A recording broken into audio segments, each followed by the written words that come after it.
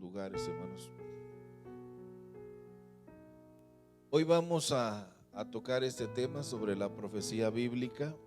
La semana pasada, el lunes, hablamos sobre lo que es las 70 semanas de Daniel. Las 70 semanas de Daniel, que son muy importantes.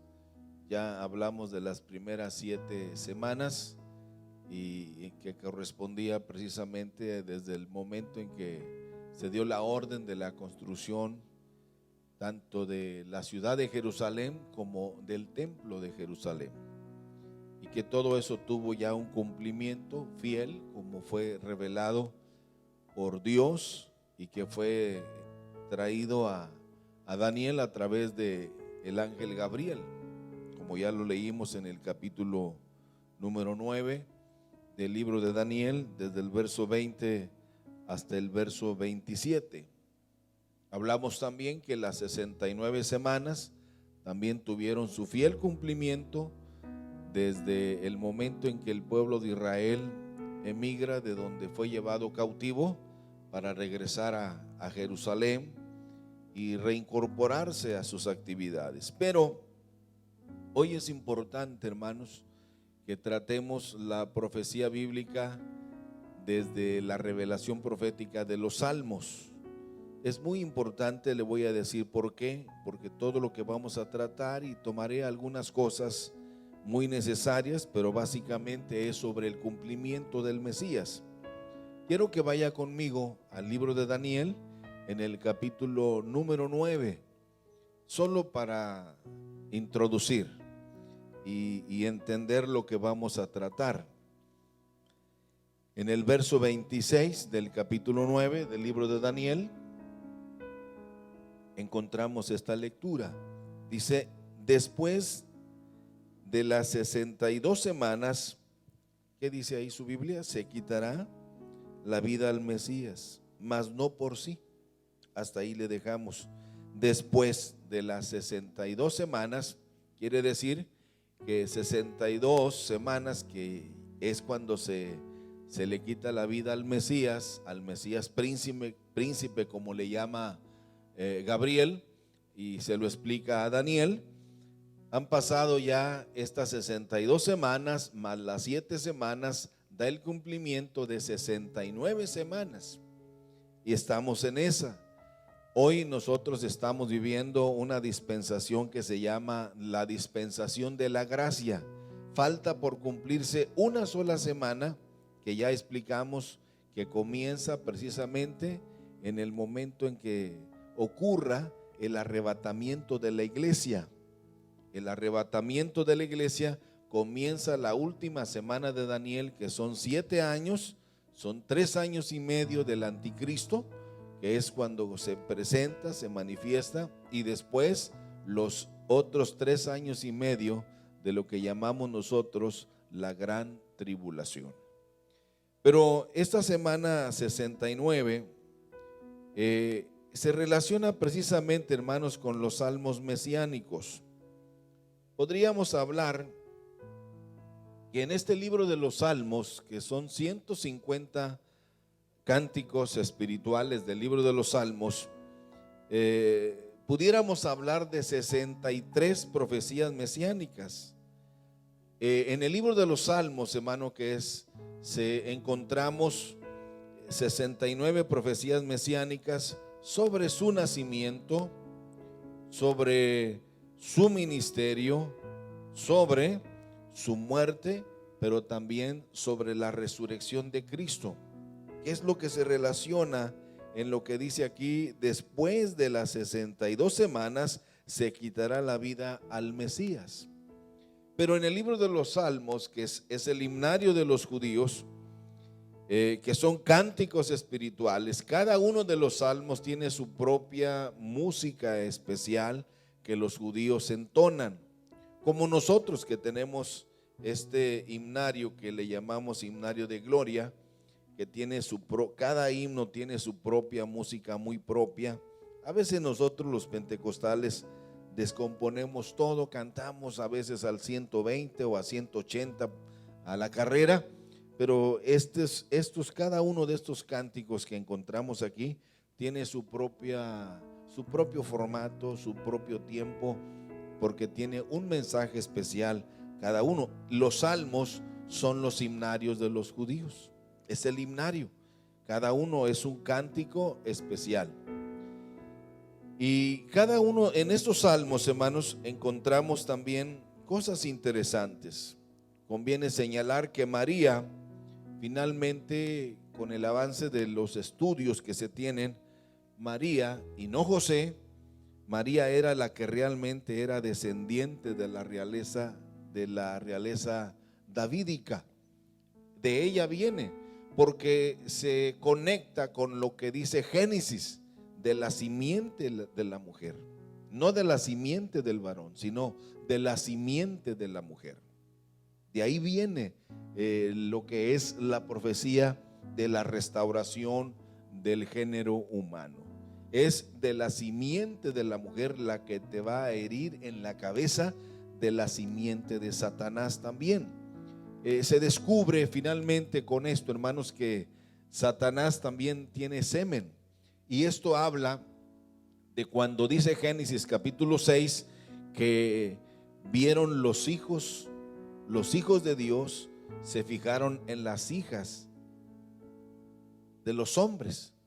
Y es cuando los famosos gigantes de la antigüedad o ángeles caídos tuvieron relación con las hijas de los hombres, y entonces viene una descendencia que por 1000 años tuvimos aquí, lo que se llaman los Nefilín o los gigantes de la antigüedad, que llegaban a medir hasta 5 metros de altura. Eran los gigantes con los que enfrentó David. Hasta el tiempo de David perduraron esa generación, que era esa relación que hubo entre los ángeles caídos con los hijos de la tierra, con los hijos de Adán, y viene esa descendencia que duró más de 1000 años. Las 70 semanas de Daniel tienen conexión precisamente, hermanos, con los salmos mesiánicos. Estos salmos mesiánicos son importantes que la recordemos, pues porque aunque esta profecía sea especialmente para el pueblo de Israel, las 70 semanas es específicamente, como ya lo leímos, cuando vino Gabriel y le habla y le señala precisamente que estas 70 semanas, aunque es una profecía especialmente para el pueblo de Israel y para la ciudad santa de Jerusalén, sin embargo, conviene que no olvidemos nunca esto, hermanos, que también nos beneficia a todos nosotros que somos la familia de lo que es el período de la gracia, porque se abrió un paréntesis de casi 2000 años, que es en donde nos movemos nosotros, los que no somos descendientes de Abraham, del linaje de Abraham, y que somos beneficiados por el rechazo de este pueblo de Israel al Mesías. Y vamos a ir avanzando. Estas 69 semanas de Daniel cierran precisamente esta profecía, precisamente con la muerte del Mesías príncipe. Ahora, lo que realmente nos debe sorprender a nosotros, hermanos, es precisamente la precisión y la exactitud de la profecía en cada uno de estos actos que se cumplieron.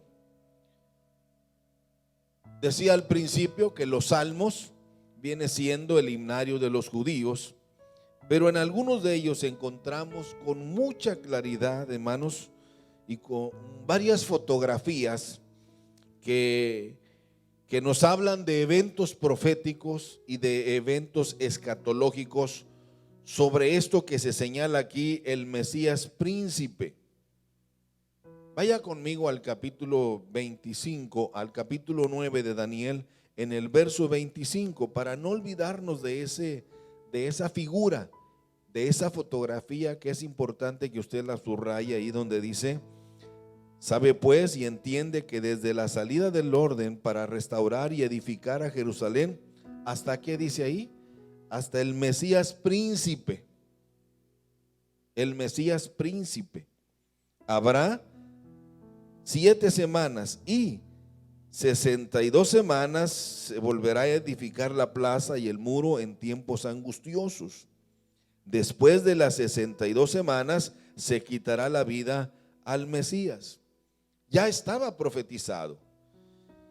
Este libro de los Salmos, hermano, esto pasó mucho tiempo después, ya se profetizaba precisamente de este Mesías príncipe. Pero vamos a ver la exactitud, pero también vamos a ver la forma tan clara en que nosotros podemos ver estas fotografías del cumplimiento de este Mesías príncipe que se le va a quitar la vida.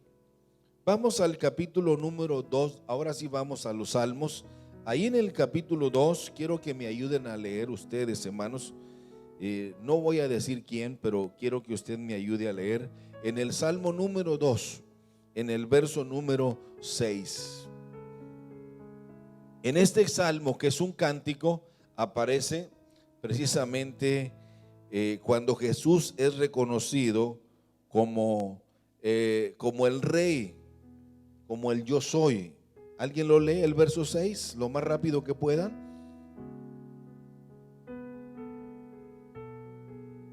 Fíjese, ahí aparece este nombre. Este es lo que a nosotros se nos ha explicado siempre, es que sobre la cabeza de Jesús se colocan estas 4 letras, INRI. Pero esto se nos ha dicho mucho, que esto significaba Jesús Nazareno, rey de los judíos. Pero realmente en el lenguaje hebreo, en el lenguaje arameo, esto significaba precisamente, hermanos, en lo que se llama tentagrama, yo soy el que soy. Eso es lo que significa.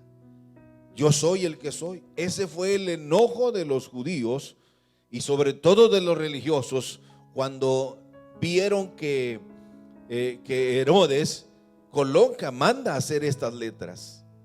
Es ahí donde ellos hay un enfado porque no lo reconocían a Jesús como el Mesías.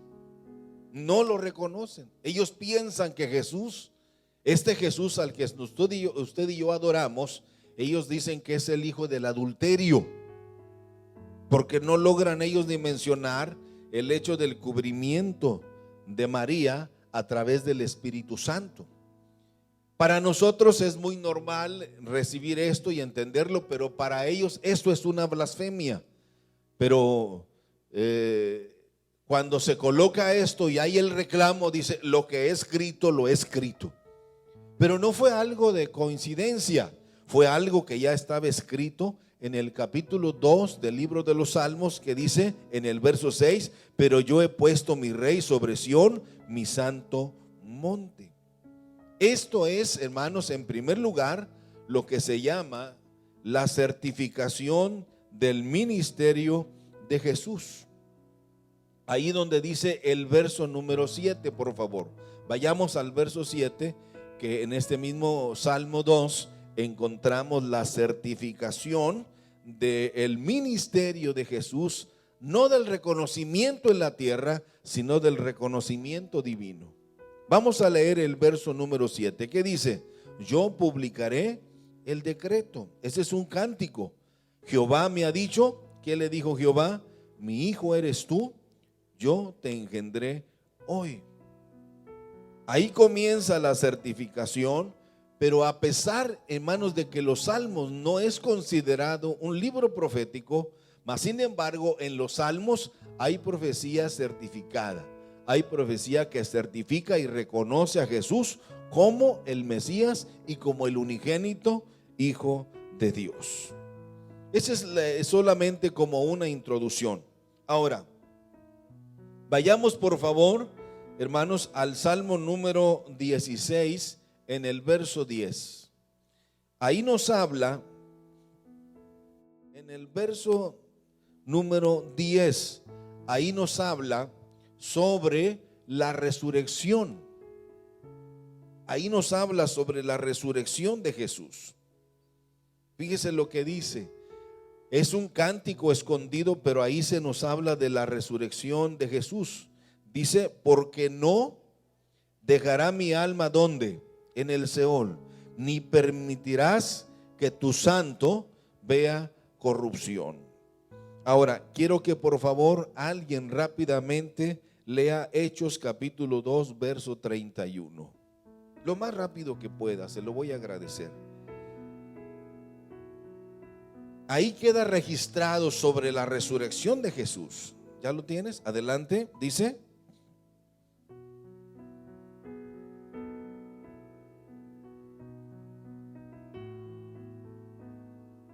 Ok, eso está certificado porque ahí queda bien claro para nosotros en el libro de los Hechos el cumplimiento de esta profecía mesiánica.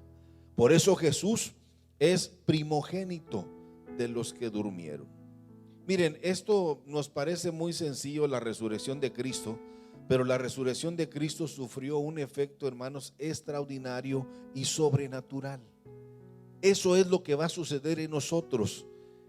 No crean que fue como la resurrección de Lázaro, que volvió a lo mismo, con el mismo cuerpo. No, la resurrección de Cristo habla de cuerpo glorificado.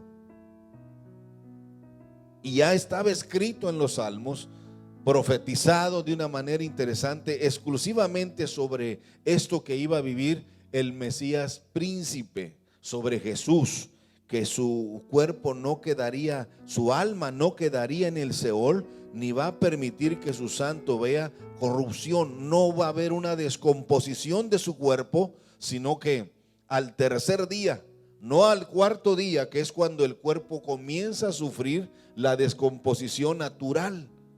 Por eso Lázaro fue resucitado el cuarto día, no el tercer día. Porque el cuarto día es cuando los científicos dicen empieza la descomposición del cuerpo. Por eso Cristo fue resucitado, ¿qué día? El tercer día. Al tercer día se levantó de entre los muertos porque estaba profetizado en el libro de los Salmos. Esto habla de la grandeza de Jesús y del plan glorioso de Dios para con este momento que es el cumplimiento de la semana 69. Después de esto se dará muerte, pero hay profecías sobre Jesús que certifican esto. Ahora, todo este panorama que ustedes y yo contemplamos en los evangelios ya fue señalado en el libro de los Salmos. Vamos al Salmo 22, verso 1, que ese Salmo 22 se le conoce como el Salmo del sufrimiento. Algunos señalan cuando dan clases sobre esto, dicen que el Salmo 23 queda entre el Salmo 22 y el Salmo 24, parece lógico, pero lo que quieren decir es que el Salmo 23, que es el Salmo del buen pastor, bueno, pensé que lo tenía a mis espaldas, el Salmo 23, que es el Salmo del buen pastor, el Salmo del pastor, está entre el Salmo 22, que es el Salmo del sufrimiento, de la angustia, de la cruz, y después viene el Salmo del pastor, del buen pastor, y el Salmo 24 es el Salmo del Mesías coronado como Rey y Señor. Pero vamos a verlo. El Salmo 22 en el verso 1 nos habla de este Mesías que está en la cruz del sufrimiento. ¿Ya lo tiene usted ahí? ¿Qué dice? Salmo 22, verso 1, cuando dice: Dios mío, ¿por qué me has desamparado? Esta es una de las palabras de Cristo cuando está en el Calvario, ¿sí? Dios mío, ¿por qué me has desamparado? ¿Por qué estás tan lejos de mi salvación y de las palabras de mi clamor? Por eso se dice que Jesús no estaba reclamando la presencia de su Padre, sino que Él estaba cantando el Salmo 22. Que Él no estaba exigiendo la presencia, porque es imposible, hermanos, que Dios abandone a Dios. Jesús dice: el Padre y yo, ¿se acuerdan que dijo? Somos uno solo. No hay separación. Somos uno solo, el Padre y yo somos uno. Por eso dicen los expertos que Jesús cantaba este Salmo 22 que hablaba de ese momento. Vamos a Mateo capítulo 27, verso 46, por favor. Yo aquí lo tengo, pero quiero que alguien de ustedes me ayude a leerlo. Entre más rápido avanzamos. ¿Qué dice Mateo 27, 46?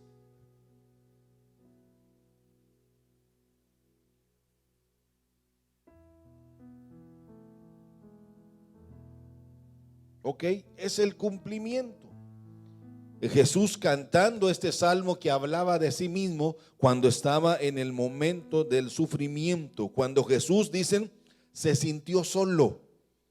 Y cuando viene ese momento de angustia, de dolor, porque Él cargó el pecado de todos nosotros, entonces se cumple lo que estaba en este libro de los Salmos como lo hemos leído. Ahora, vayamos al verso 14, por favor, si son tan amables, de este mismo Salmo.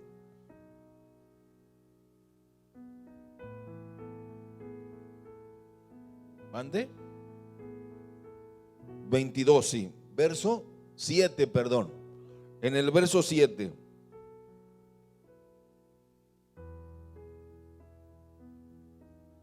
No, capítulo 22, verso 7.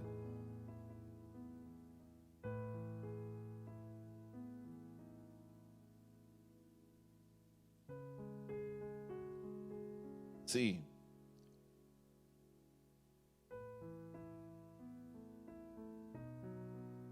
Bueno, aquí se cumple precisamente cuando aquellos que estaban en la cruz del Calvario, hermanos, ellos se burlaron de Jesús, se burlaron de Él, se burlaron de Él cuando estaban ahí en la cruz del Calvario y estaban viendo aquel momento tan difícil que Jesús estaba viviendo y se burlaron de una manera cruel. Esto también había sido ya profetizado en el verso 7. En el verso 8 dice: se encomendó a Jehová, líbrele él, sálvele, puesto que en él se complacía. Esa es otra de las profecías que se cumplieron, hablando precisamente acerca de Jesús. Otra de las profecías que se cumplen en el Calvario es en el verso 14.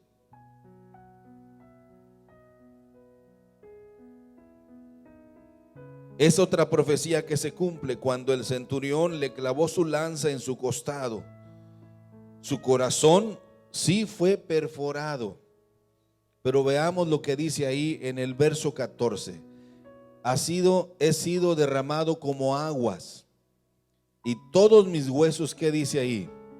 Se descoyuntaron.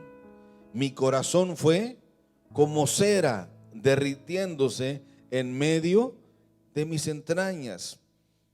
Esto estaba profetizado, pero se cumplió en lo que señala Juan en el capítulo 19, en el verso 34. Vea cómo el proceso del Calvario estaba escrito de una manera misteriosa en los salmos, sobre todo en este Salmo 22. Leemos el San Juan capítulo 19, verso 34. ¿Qué nos dice ahí, por favor?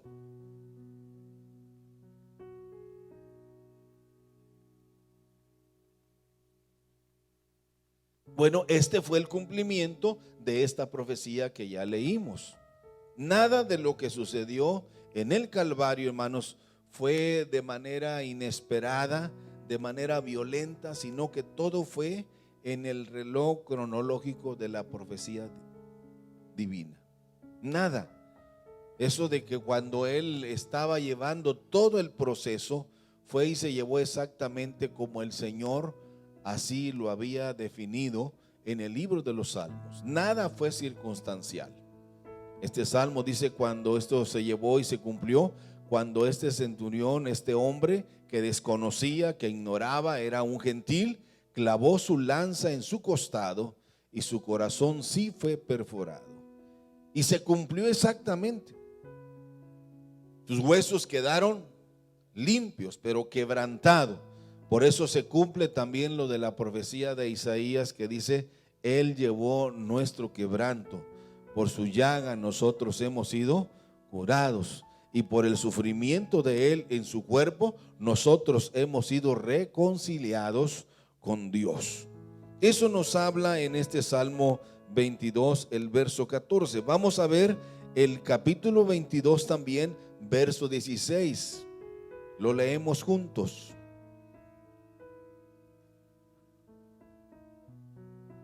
Que ahí se estaba profetizado lo que ahí dice la palabra, para que no exista en nosotros ninguna duda acerca de cuando le clavaron sus pies y sus manos. Estaba ya profetizado. ¿Qué dice el verso 16? Porque perros me han rodeado, me han cercado cuadrillas de malignos. Y luego, ¿qué dice? Horadaron mis manos y mis pies. Vamos a ver, para ver el cumplimiento de esta profecía, que pasaron muchos años cuando se cantaba esto, y se cumplió en Lucas 23, versículo 33. Lucas 23, versículo 33.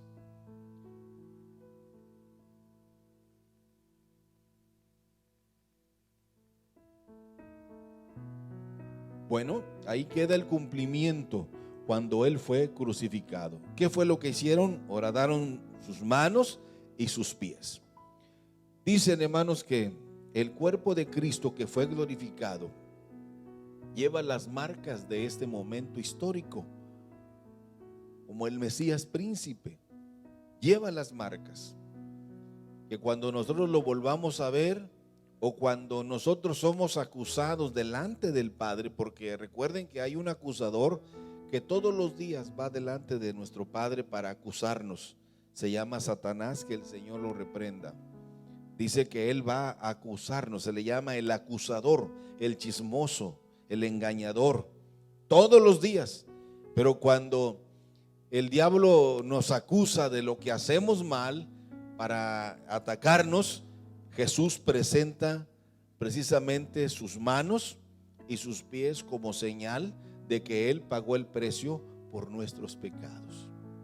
Por gracia sois salvos, y esto no es de vosotros, sino que es un regalo de Dios. Fue horadado sus manos, sus pies, como una señal del amor tan grande que Dios tiene para cada uno de nosotros. Vamos a ver el verso 17 de este mismo salmo, que es el proceso de su sufrimiento en la cruz del Calvario. Por favor, veámoslo nuevamente. Dice,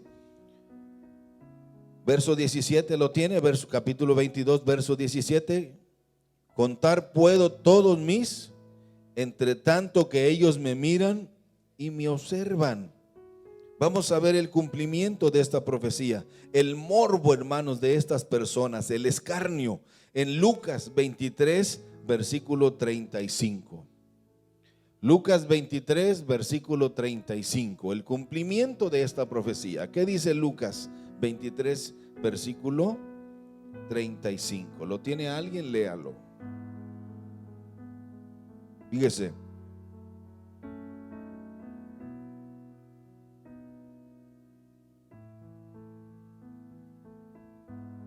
Ok, siempre, hermanos, este momento del Calvario, ¿se acuerdan de la introducción que Jesús hace con aquellos dos ladrones que están a su derecha y a su izquierda? Uno de ellos le dijo, si eres el Hijo de Dios, como dices que eres, pues sálvate a ti mismo y sálvanos a nosotros también. Pero lo que ellos ignoraban es que él estaba cumpliendo la profecía de su Padre, estaba cumpliendo el plan de su Padre, porque esto de los salmos fueron escritos muchísimos años antes de este momento, casi cerca, pudiéramos señalar, de aproximadamente unos 800 años antes. Ya estaba señalado por el libro de los Salmos cómo y de qué manera el Mesías iba a sufrir, y todo el proceso del sufrimiento de Jesús en la cruz del Calvario. Veamos el verso 18, estamos en el Salmo 22, verso 18. El cumplimiento de esta profecía está ahí en el verso 18 del Salmo 22. Leámoslo todos unidos. Dice, repartieron entre sí mis vestidos y sobre mi ropa echaron suertes. No fue algo de casualidad. Veamos el cumplimiento de esta profecía. San Juan capítulo 19, versículos 23 y 24. ¿Qué dice San Juan capítulo 23 y versículo 24?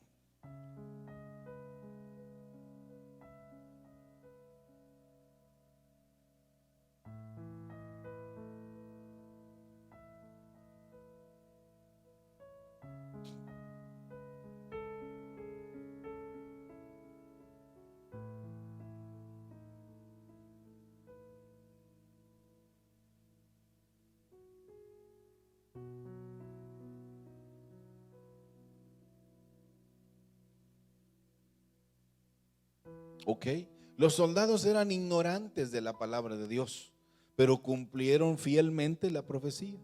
¿Se ha fijado, hermanos, que hay gente que no conoce mucho de Dios, pero cómo recibe bendiciones de parte de Dios? Porque se cumple la palabra de Dios en ellos.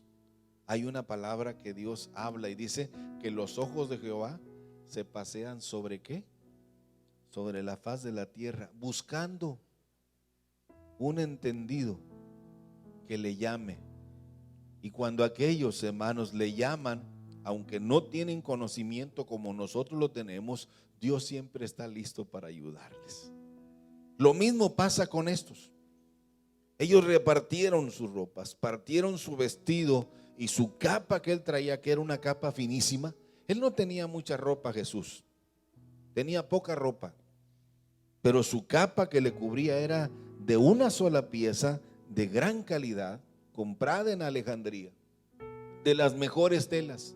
Por eso cuando vieron su capa y la vieron que era completa, no la partieron, pero sí partieron sus vestiduras para cumplirse lo que está dicho en la Escritura. Todo lo que sucedió en ese evento del Calvario estaba fielmente diseñado por Dios y fue anticipado en los cánticos espirituales del libro de los Salmos. Terminamos con el Salmo 22. Salmo 22, ahí se cumple, por eso a este se le llama el Salmo de la cruz, el Salmo del sufrimiento. El Salmo 23, hermanos, es lo que llamamos nosotros la perla de gran precio. El Salmo 23 del pastor, donde se describe toda su dimensión de la grandeza de Dios y dice: Jehová es mi pastor, el Salmo 23, y nada me faltará. Ese es el salmo, hermanos, que está estratégicamente en esa profecía del Salmo 22, con lo que vamos a ver más adelante increíblemente en el Salmo 24, que es otro salmo mesiánico. Como el salmo, se le conoce el Salmo 24 como el salmo de la coronación del Mesías. Y para allá vamos adelante, ¿ok? ¿Quiere ir conmigo al Salmo 24? Y comienza diciendo: de Jehová es la tierra y su plenitud, el mundo y los que en él habitan, porque él la fundó sobre los mares y la afirmó sobre los ríos. Y luego después vamos al verso número 7. Alzado puertas vuestras cabezas y alzaos vosotras puertas eternas, entrará el Rey de gloria. ¿Quién es este Rey de gloria? Jehová el fuerte y valiente, Jehová el poderoso en batalla. ¿Quién es este Rey de gloria? Dice el verso 10. Jehová de los ejércitos es el Rey de la gloria. Jesús es coronado como el Rey de toda la gloria. Por eso ante el nombre de Jesús solamente se doblará toda rodilla. Ahora, vamos a ir viendo despacio cómo los salmos, hermanos, hablan de este Mesías príncipe en el sufrimiento, pero también en cada uno de los eventos que nosotros admiramos cada Semana Santa. Vamos al Salmo 31, verso 5. Salmo 31, verso 5. Ahí nosotros encontramos una de las palabras expresadas por Jesús en la cruz del Calvario. Y es precisamente la séptima palabra, escondida de una manera estratégica. Lea conmigo el Salmo 31, verso 5, que dice: en tu mano encomiendo mi espíritu. Tú me has redimido, oh Jehová, Dios de verdad. ¿Dónde encontramos? Lucas es el que logra capturar este momento del Calvario. Lucas 23, verso 46. Vamos a esperar que alguien lo lea. Esta es la séptima palabra de Jesús en la cruz, pero estaba ya profetizada en el libro de los Salmos, capítulo 31, verso 5. No era casualidad, todo estaba diseñado de una manera misteriosa, sí, pero fue revelada anticipadamente por Dios. ¿Alguien tiene Mateo? Perdón, les dije. Lucas 23, 46.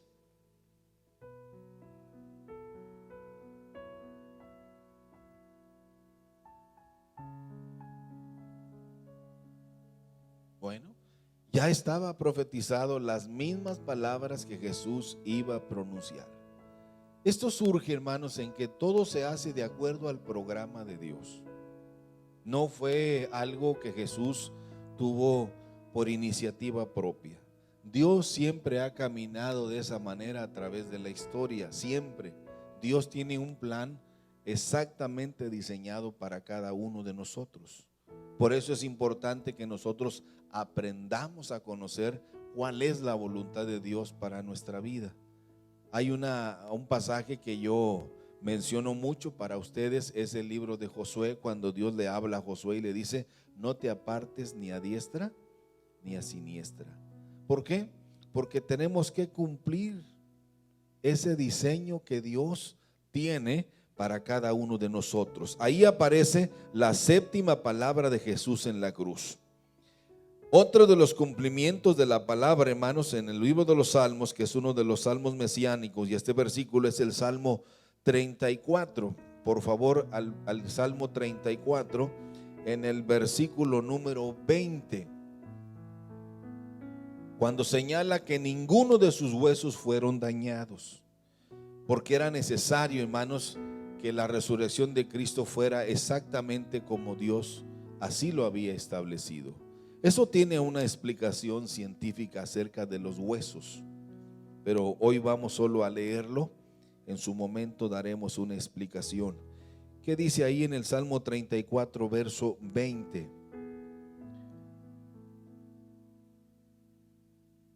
Se refería al Mesías. Él guarda todos sus huesos, ni uno de ellos será quebrantado. Vamos a ver el cumplimiento de esto en San Juan 19:34. Todo esto apuntaba al Mesías que los judíos esperaban, y ellos señalan que Jesús no es el Mesías, pero en el libro de los Salmos, que es uno de los libros preferidos de ellos, hermanos, ahí está claro de qué manera. Y vea cómo los apóstoles rescataron esto. Les dije, San Juan 19:34. ¿Alguien lo lee fuerte, por favor?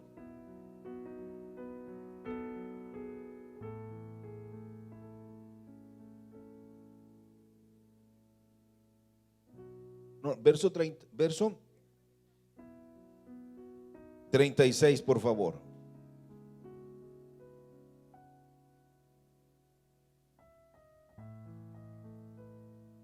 Ok, ahí queda el cumplimiento una vez más que los apóstoles lograban, hermanos, rescatar para ver el cumplimiento y reconocer a Jesús como el Mesías. Esto nos debe dar a nosotros claridad, hermanos, de que Jesús es el Mesías. Porque hoy viene una corriente mesiánica muy fuerte. Y si nosotros no estamos fundamentados en la palabra de Dios como debe de ser, fácilmente vamos a ser desviados.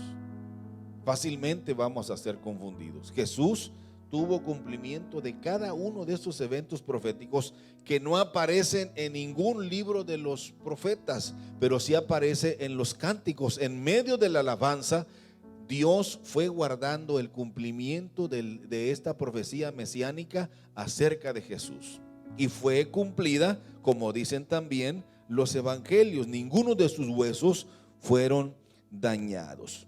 Vamos a otro evento también que es importante. En el Salmo 35, en el verso 11, por favor. Ustedes se han de acordar de todos los testigos falsos que los fariseos, los saduceos buscaron para acusarle. Él pudo haberse defendido Él pudo haber hecho defensa, pero no lo hizo. Él estaba solamente al pendiente de que su padre fuese complacido por él. ¿Ya lo tienen? Les dijimos el Salmo 35:11, lo leemos. Se levantan testigos malvados de los que no. Ok, vamos a ver el cumplimiento de esta profecía. Vaya conmigo por favor, ahí Raúl ya la tiene, Mateo 26, 59 y verso 60. Mateo 26, verso 59, verso 60. Esta profecía se cumple en esto que se señala ahí. Y como escribe Mateo. ¿Qué dice Mateo? Fíjese, vamos leyendo despacio. Y los principales sacerdotes, ¿y quién? Y los ancianos, increíble. ¿Qué más? Y todo el concilio que estaba ahí sesionando ese momento, ¿qué pasó? Ok, buscaban falso testimonio contra Jesús. Ok, es el cumplimiento de otra profecía acerca del Mesías príncipe. Este fue otro de los argumentos que los discípulos lograron capturar, dimensionar y aplicar en el cumplimiento de lo que es la profecía mesiánica. Por eso ellos aseveraban y certificaban que Jesús es el Mesías. Ya el lunes pasado les presenté una fotografía de el Mesías que ellos ya están ya promoviendo los judíos. Ya está aquí. Por eso se oye ya el clamor de que ya Cristo viene por su iglesia y ojalá, si viene, debemos estar preparados. Amén. Pero Jesús es el Mesías, es el príncipe Mesías que cumplió cada una de estas enseñanzas. Entonces estos testigos falsos fueron buscados para acusarle, pero ya estaba profetizado acerca de este momento crucial. Ahora, el momento, hermanos, en que Jesús es abandonado por todos, aún aquellos. ¿Sabe usted que Jesús, hermano, diariamente le seguían 3,000 personas? Él tenía 500 discípulos que vivían con él. Felipe era el cocinero, pero había uno de ellos que era el que se encargaba, Andrés era el que se encargaba de toda la logística para atender y dar de comer a todos estos 500 que vivían con Jesús. Él dijo: esta es mi familia, estos son mis hermanos. Con él vivían. Pero vamos a ver en uno de los momentos, hermanos, que ya hemos predicado mucho, que fue en Jericó, cuando Jesús hizo el milagro de aquel hombre llamado Bartimeo. ¿Se acuerdan? Que iba pasando Jesús por esa ciudad. En esa ocasión, dicen los expertos, de acuerdo a lo que se ha encontrado últimamente, que hubo cerca de 680 milagros. No solamente el de Bartimeo, ese fue el más espectacular, pero hubo 680 milagros esa tarde. Y uno de los que recibió el milagro que queda registrado es el de Ruth, la hermana de Jesús. María, la madre de Jesús, enojado con él porque a todos sanaba, menos a Ruth, que era su hermana menor. Ruth era la más pequeña, nació 7 meses después de que había muerto José. Pero ella nació con una enfermedad en el cerebro. Y conforme iba avanzando la edad de ella, su cuerpo iba deformándose mentalmente y físicamente. Y el enojo de María y de los hermanos como Santiago y como Judas y como José y todos los hermanos de Jesús, molestos porque él sanaba a todos menos a Ruth, pues esa tarde sanó a Ruth de una manera extraordinaria. Por eso mire el cumplimiento de lo que se hace aquí del abandono por todos. Pero ya estaba profetizado. Vaya conmigo por favor en el libro de los Salmos, en el capítulo 38, en el verso 11.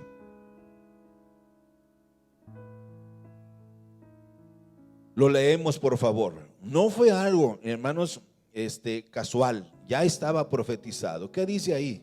en el verso 11 del Salmo 38. Dice: mis amigos y mis compañeros se mantienen lejos de mí, y mis cercanos, que dice, se han alejado. ¿Dónde se cumple eso? Bueno, vayamos por favor, ahí lo tiene ya Raúl, Lucas 23, 49.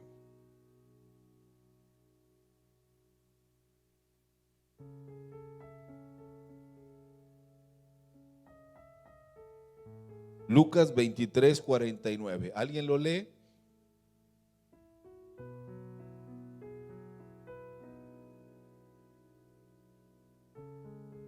Ok, ahí se cumple esta profecía. Todos. La pregunta es: ¿dónde están mis amigos?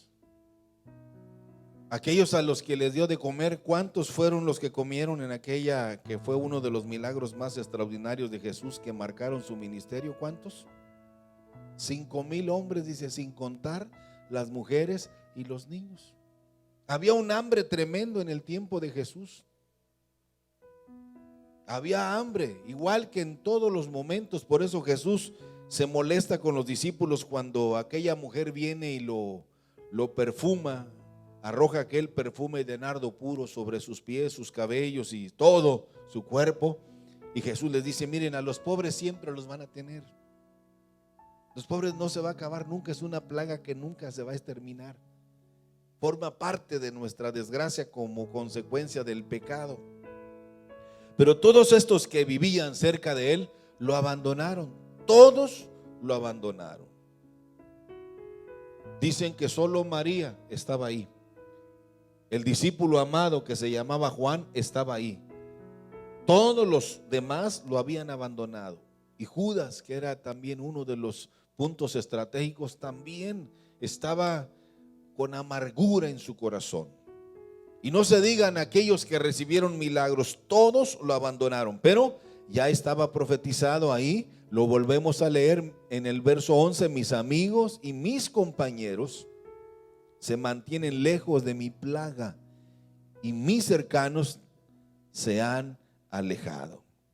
Ahí se cumple precisamente el abandono por todos, porque Jehová cargó en él el pecado, dice, de todos nosotros. Ahora, la traición de Judas, hermano, tampoco fue una obra de estrategia de Judas, ya estaba profetizado. Vaya conmigo, por favor, al Salmo 41 en el verso 9. Ahí estaba profetizado. Salmo 41, verso 9. Lo leemos juntos. Dice ahí: aún el hombre de mi paz. ¿Sabe por qué le dice así, hermano? Porque Judas era el tesorero. Judas era el tesorero. Judas era huérfano de padre, pero venía de una descendencia de realeza muy especial. Y dice: aún el hombre de mi paz, en quien Jesús tenía toda su confianza, en quien yo confiaba, dice, el que de mi pan comía. Lea usted conmigo la última frase. Dice: alzó contra mí el calcañar. Aquí queda en el libro de los Salmos, fíjese desde cuándo queda señalada la traición de Judas. ¿Y quién sería? Cuando estaban en la que nosotros le llamamos la última cena, cuando Jesús hace una reflexión personal, interacción entre ellos, les dice: uno de vosotros, ¿qué dijo Jesús? Me va a entregar. Lo increíble es que todos se preguntaban: ¿seré yo, Señor? Increíble. ¿Seré yo, Señor? ¿Seré yo, Señor? Hasta que Jesús va directamente al grano en el cumplimiento de esto. Jesús se sentaba siempre a su lado porque era uno en quien él confiaba. En quien él confiaba. Y fíjese cómo se cumple esto. Ahí está la cita, por favor, vayamos a Mateo 26, 21 al 25. Está larguita la lectura. Ojalá alguien me ayude a leer ahí.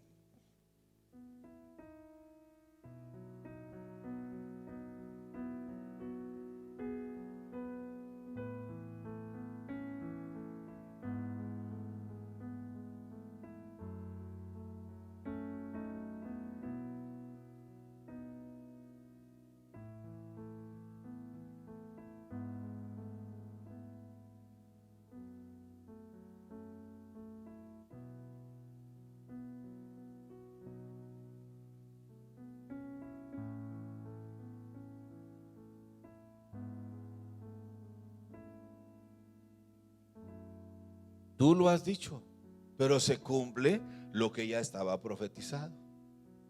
No fue algo, hermanos, que se le ocurrió, fue algo que estaba ya en el reloj de Dios. ¿Sabe por qué? Porque Dios conoce el corazón de todos. ¿O podemos engañar a Dios? Pregúntome yo. No vamos a engañar. Dios conoce el principio y el final, por eso Él es el alfa y la omega. Él conoce todo, por eso debemos ampararnos siempre bajo su soberanía y bajo su gracia. ¿Qué dice el Salmo 91? El que habita, ¿qué más dice? Morará bajo la sombra. Hermanos, no hay cosa más preciosa que ampararnos en el amor y en la misericordia de Dios. Hay de aquellos en los cuales se cumplen tales cosas. Debemos de tener, pero ya estaba profetizada la traición de Judas por 30 piezas de plata.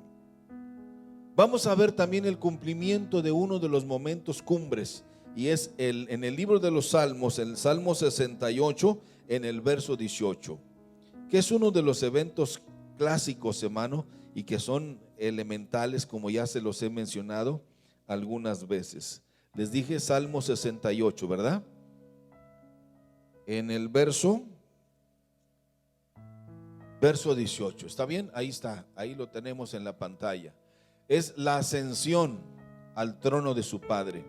Vea usted lo que dice en el verso 18. Leámoslo juntos. Dice: subiste a lo alto, cautivaste la cautividad, tomaste dones para los hombres. Esto nos habla, hermanos, del cumplimiento de la ascensión de Cristo en Hechos capítulo 1, en el verso 9.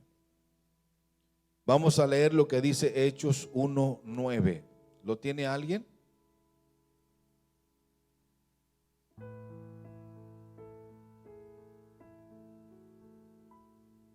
Bueno, eso nos habla de la ascensión de Cristo. Esta ascensión de Cristo para nosotros es vital y es también muy importante, pero ya estaba profetizado también, de tal manera que nosotros debemos tener certeza y debemos tener también claridad. Vamos a ver otro de los momentos también interesantes que nos van a ayudar el cumplimiento de esto en el Salmo 69, en el verso 4, por favor. Jesús siempre fue aborrecido, hermanos, aborrecido por causa del evangelio. Y vamos a ver ahí el capítulo de los Salmos 69, verso 4, lo leemos juntos. Dice: se han aumentado más que los cabellos de mi cabeza los que aborrecen sin causa. Los que aborrecen sin causa. Vamos ahí a una cita en San Juan 15:25. ¿Qué es lo que nos dice San Juan 15:25? Como todo es un rompecabezas que se va acomodando en el formato que Dios había establecido. ¿Qué dice San Juan 15:25?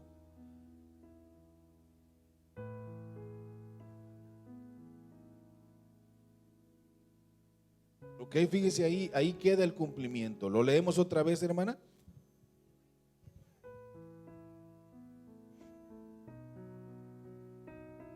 Sin causa me aborrecieron. Y aquí está precisamente lo que dice este Salmo 64 en el 69, verso 4. Sin causa me aborrecen. Se cumplió la profecía.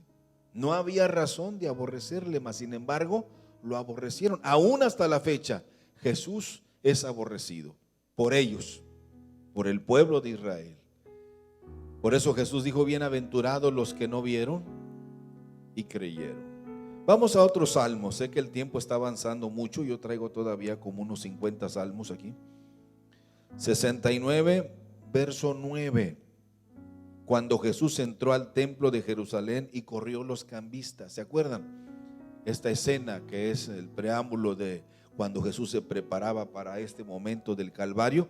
Pero fue algo que fue el cumplimiento. En el verso 9 dice: porque me consumió el celo de tu casa. ¿Y qué más? Y los denuestos de los que te vituperaban cayeron sobre mí. ¿Cuándo se cumplió esto? Vamos ahí en San Juan capítulo 2, verso 5. San Juan capítulo 2, verso 5. Es el cumplimiento de este momento histórico. Era mucho atrevimiento el de Jesús hacer esto, pero era necesario que se cumpliese también la palabra. ¿Qué dice San Juan 2, 5?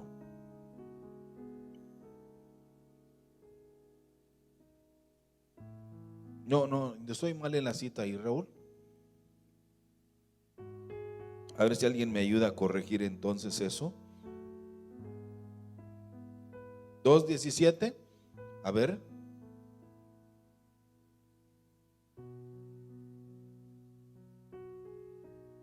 Ok. Corregimos esa cita ahí, Raúl, por favor. Yo me equivoqué. Pero se cumplió cuando Jesús entró al templo y volteó las mesas, pero ya estaba profetizado cada detalle. Hice esa anotación porque esos detalles que parecen insignificantes ya estaban escritos acerca de Jesús. Él vino a cumplir cada palabra profética acerca del Mesías que venía a certificar quién era realmente Jesús.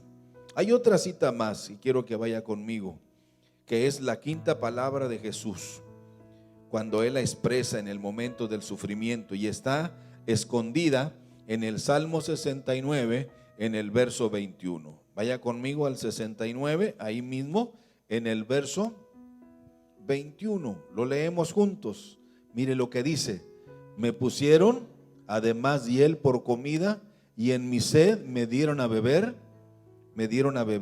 vinagre. Ahí está escondida esta palabra profética. ¿Cuándo se cumple?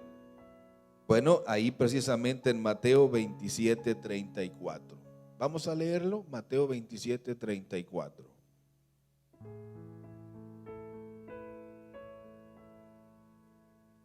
¿Alguien lo tiene? Yo aquí lo tengo listo.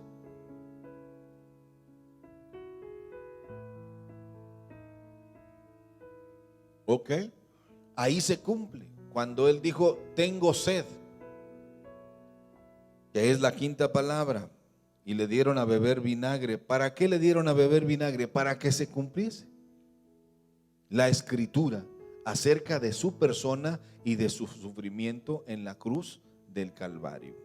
Esto es muy importante, que estos pequeños detalles nosotros los consideremos, porque Jesús es el Mesías príncipe, que no se le olvide. Él es el cumplimiento de la semana 69 de Daniel. Vamos a otra, que esto lo pongo ahí como un paréntesis nada más. ¿Lo anotaste ahí, Raúl? 72, cuando es visitado por los sabios de Jesús ahí en Belén, también fue profetizado y está en el Salmo 72, en el verso 10. La visita de los magos. Acuérdense que ya les dije que la astronomía tiene un compás con la profecía divina.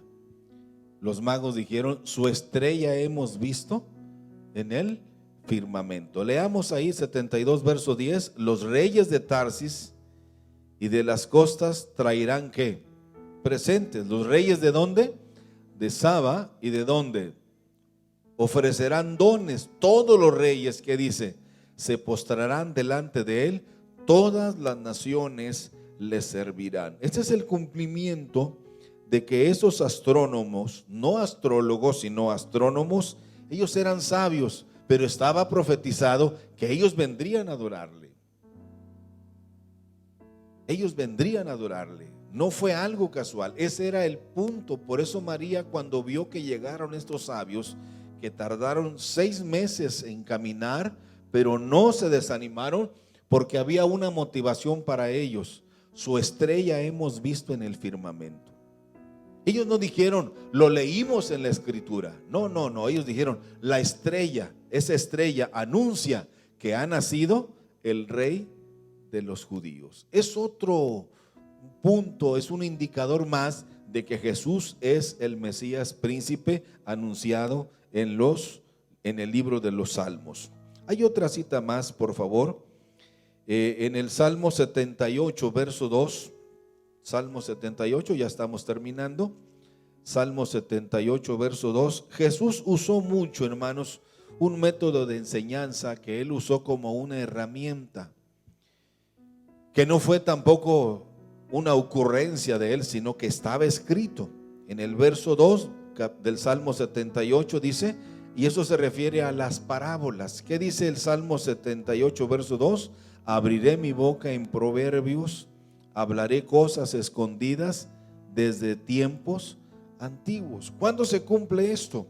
Bueno, leamos Mateo 13 del 10 al 12.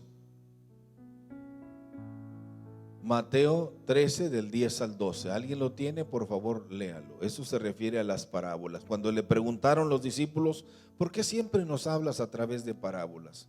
Ya les he dicho, ¿cuántas parábolas Jesús escribió?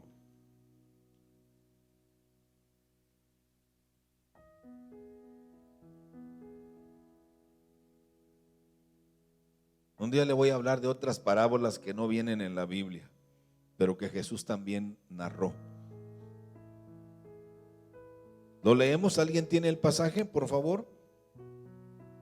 Mateo 13, creo que es Mateo 13, 10 al 12.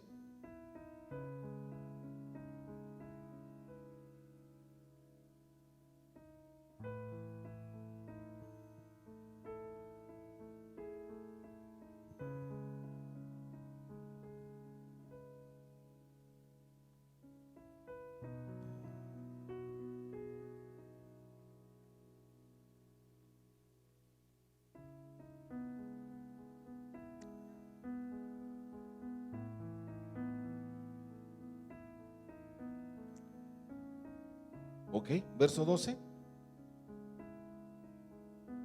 Ya, se terminó. Bueno, ahí queda claro que Jesús usó las parábolas como una herramienta para revelar los misterios del reino. Esto es otro detalle. Solo Jesús hizo uso de las parábolas. Nadie más. Ni Pablo, ni Juan, el apóstol, ni Lucas. Solo Jesús empleó las parábolas porque estaba profetizado como un detalle del cumplimiento de quién era precisamente Jesús, y es la fidelidad de Dios para con todos nosotros. Hay otro salmo más que habla de la agonía de Jesús en la cruz del Calvario. En el capítulo 109 de los Salmos, en el verso 24.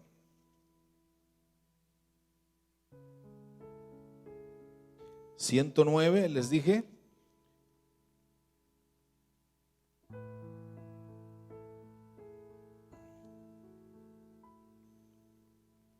Ahí nos habla de la agonía en la cruz del Calvario, hermanos, la debilidad, la naturaleza de Jesús como ser humano. Acuérdense que Jesús era 100% hombre y 100% Dios. ¿Qué dice ahí? Mis rodillas están debilitadas a causa del ayuno, mi carne desfallece por falta de... He sido objeto para ellos de oprobio, me miran, se burlan y menean también su cabeza.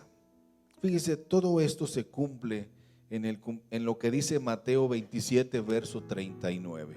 Eso señala y enfatiza como un surco, hermanos, acerca de Jesús el Mesías príncipe.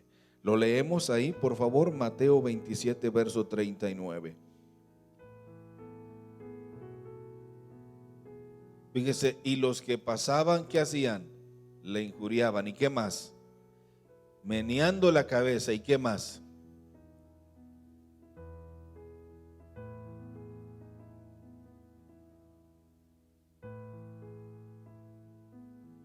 ¿Ok? Ese es precisamente el cumplimiento de otro de los salmos mesiánicos que escondían este momento histórico en la vida de Jesús. Nos faltan solo 3 salmos más. Salmo 110, verso 1. Cuando Jesús es glorificado, y eso lo encontramos en Hebreos 1:3, pero ahí en el Salmo 110, verso 1, ¿qué dice? Leámoslo juntos. Jehová dijo a mi Señor, siéntate a mi diestra hasta que ponga a tus enemigos por estrado de tus pies. Ahora leamos Hebreos 1:3, no lo sabemos de memoria. Pero ¿qué dice Hebreos 1:3? Fíjense, lo leemos despacio. El cual siendo el resplandor de su, ¿qué más? ¿Qué más? Quien sustenta todas las cosas, ¿qué más?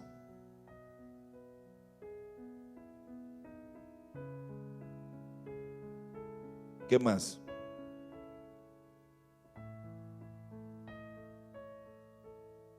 Esto nos habla de la majestad de Jesús en las alturas cuando es reconocido como el Jesús que es, el que era y el que será. Él es el Hijo de la promesa y es el cumplimiento, una certificación más de que Jesús es y será siempre el mismo. Él es el mismo de ayer, de hoy y de siempre. Pero Él está sentado a la derecha del Padre y Él intercede por nosotros. Pero esto ya estaba profetizado en este Salmo 110 en el verso 1. Ahora, viene otro reconocimiento. Cuando Él se le da un reconocimiento mayor, hermanos, acerca de la obediencia y sacrificio, y está ya para finalizar en el verso número 4 de este Salmo 110. Y con eso terminamos. Juró Jehová y no se arrepentirá. Tú eres sacerdote para siempre según el orden de Melquisedec. Hermanos, esta es la gloria que Dios le reservó al Padre. Tú serás sacerdote según el orden de Melquisedec. El orden de Melquisedec, hermanos, es una de los reconocimientos más grandes que se tienen dentro del orden genealógico, dentro del orden del organigrama, llamémosle de una manera organizacional, dentro de lo que es el trabajo de Dios Padre. El orden de Melquisedec es superior a los ángeles, superior a los arcángeles, superior a todos los querubines. El orden de Melquisedec está en un nivel todavía más alto. Por eso tú serás sacerdote según el orden de Melquisedec. Es la santidad perfecta. Por eso en el libro de Apocalipsis se habla y se dice: Santo, santo, santo, Jehová de los ejércitos. Cada uno de estos salmos, hasta el Salmo 110, se nos habla y se nos dice, hermanos, acerca del cumplimiento mesiánico de Jesús. Él aparece en cada uno de estos cánticos espirituales. Por eso, Él es el cumplimiento de esta profecía mesiánica. Y es ahí donde nosotros tenemos que entender y debemos valorar. Todo esto que hemos tratado, nos faltó uno, ¿verdad? ¿Lo tienes ahí? Ahí ponlo nada más en la pantalla para que los hermanos lo anoten. Todo esto que hemos tratado es solo algo muy superficial acerca de la profecía de Jesús de Nazaret en los Salmos. De una manera misteriosa, Jesús es presentado en el libro de los Salmos, no solamente en el libro del profeta Isaías, sino que en cada uno de los salmos que hemos leído. Y se cumple que la piedra que desecharon los edificadores ha venido a ser la cabeza del ángulo. Esto usted lo encuentra en el Salmo 118, en el verso número 22. Ahí se encuentra: la piedra que desecharon los edificadores ha venido a ser cabeza del ángulo. Y fue Pedro el que escribe y certifica que Jesús es el cumplimiento de esta profecía mesiánica, de esta profecía acerca del Mesías príncipe. Todo esto nos habla, hermanos, de la riqueza de este libro de los Salmos. Por eso está llena de bendición, porque toda la escritura, desde el Génesis hasta el Apocalipsis, hermano, habla acerca de Jesús, habla acerca de la personalidad de Jesús, habla de esos pequeños detalles que quizá para nosotros pueden parecernos insignificantes, pero que son valiosos dentro de la profecía, porque el reloj de Dios en cuanto a la exactitud del tiempo y el momento se van cumpliendo. Pero usted y yo los observamos cómo están debidamente escondidos. ¿Por qué están escondidos? Porque fueron escondidos y revelados a nosotros, los entendidos, los que hemos sido iluminados con la salvación. Si esta salvación no llega a nosotros, no tendríamos tanta claridad, tanta certificación y tanta fidelidad en cuanto a que Jesús es el príncipe o es el Mesías príncipe revelado desde el libro de Daniel. Así es de que esto debe darnos a nosotros mucha seguridad, mucha confianza y mucha determinación de que solamente Jesús recibe toda la honra, toda la gloria y toda la alabanza. Bueno, hermanos, es algo muy sencillo. Espero que usted lo valore, lo aprecie y lo siga estudiando. Hay muchas cosas más que hablar, pero el tiempo es el que a veces no nos ayuda mucho. El próximo lunes, si Dios nos permite la vida y la salud, estaremos hablando de ¿qué? Vamos a hablar de Jesús en los evangelios. Vamos a hablar de Jesús en los evangelios. Y después vamos a hablar de Jesús en las epístolas. ¿Sí? Y después finalizamos con Jesús en el Apocalipsis. Porque el Apocalipsis es el libro más sencillo, hermanos. Es el más fácil de entender porque desde el principio dice revelación de Jesucristo. Ahí aparece la revelación de Jesús. Y son 4 o 5 formatos bien claros que nos deben dar a nosotros mucha seguridad por todo esto que está sucediendo. Amén.